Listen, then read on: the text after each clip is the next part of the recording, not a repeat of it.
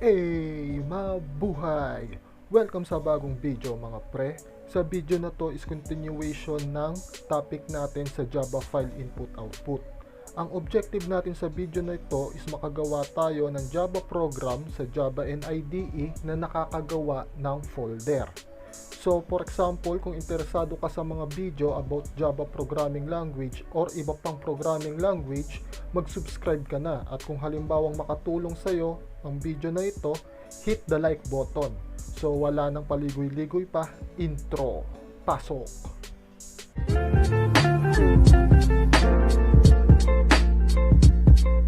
Okay, so papaano halimbawa gumagana itong creating folder sa Java file input and output. So ganito po siya. So halimbawa sa program na ito, okay, i-run ko siya. For example, is halimbawa sa instruction natin is enter the path to create a directory. Yun yung first instruction niya. So halimbawa mag-enter tayo ng directory or location kung saan masisave yung i-generate na folder ng program na ito. Sa Android, halimbawa yung operating system na ginagamit ko dito sa cellphone is iba kasi yung pagde-define ng location halimbawa kung saan masisave yung isang files. For example, okay, papaano nga ba tayo magsisave halimbawa ng folder dito sa internal memory natin. For example, halimbawa ito yung internal memory ko. Okay? Halimbawa, ayan. So ito yung internal storage ko. Then halimbawa, meron kasi akong SD card dito. So SD card, ito naman po halimbawa yung SD card ko. For example, meron tayong two location dito sa storage ng cellphone. Meron tayong SD card, then meron din tayong internal storage. Ngayon, for example, papaano mo malalaman kung saan ka halimbawa magsisave ng ma-generate na folder dito sa program? Ganito po yun. I-click natin halimbawa yung tatlong line dito sa taas. Lalabas po yung scaffolding o halimbawa yung mga folder na nakasave sa internal memory kasi automatic po na yung Java N-IDE is naka-install sa internal memory.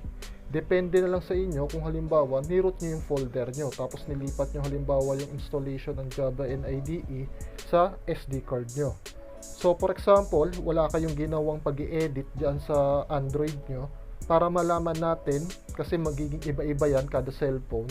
So i-hold nyo lang halimbawa yung pangalan halimbawa ng Java file.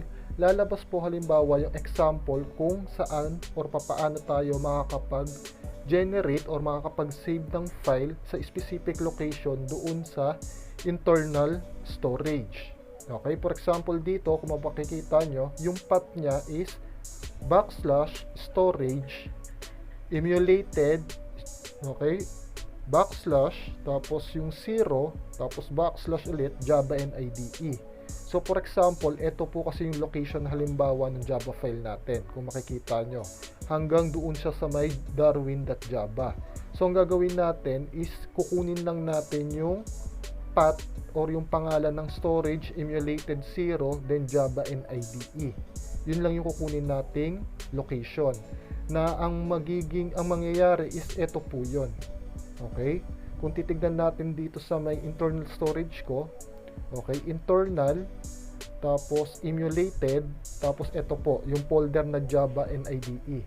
So for example dito po lalabas halimbawa yung folder na ma-generate ng program na ginawa ko. So for example, pakita ko po muna kung paano siya nagra-run. So i-run ko halimbawa yung program, balik tayo dito.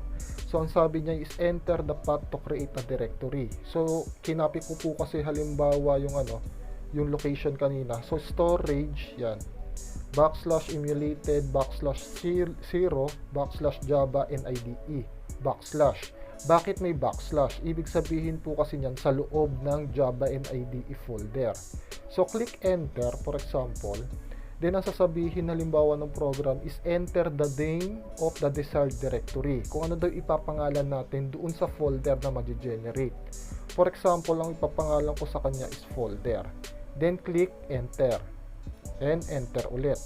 Tapos magkakaroon tayo ng output na directory created successfully. So nakapag-create daw ng folder. So tignan natin halimbawa yung location ng storage kung nakagawa ba ng folder.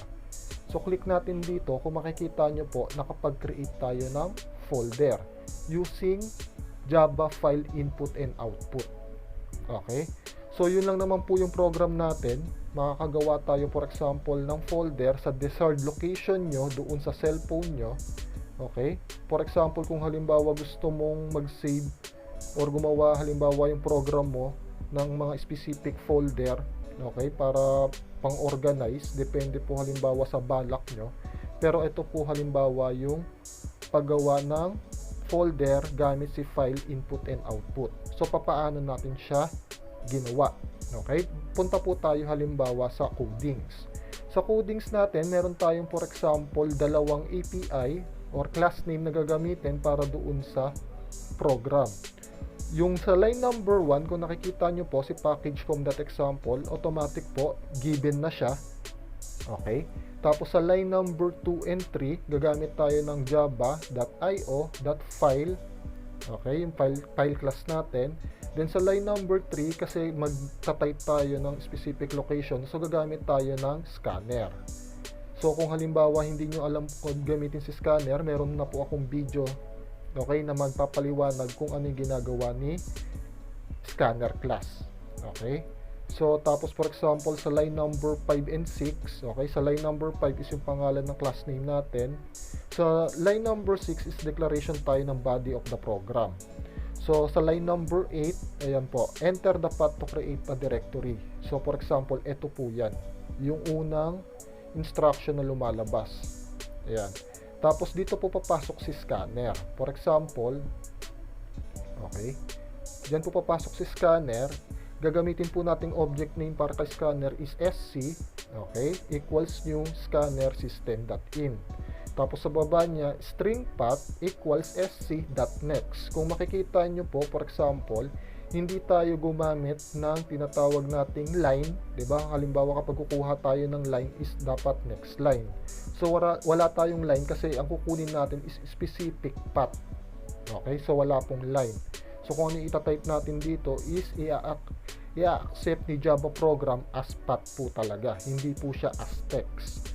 Tapos sa line 14, enter the name of the desired directory. So papangalanan natin yung directory or yung folder na ma-generate ni Java program.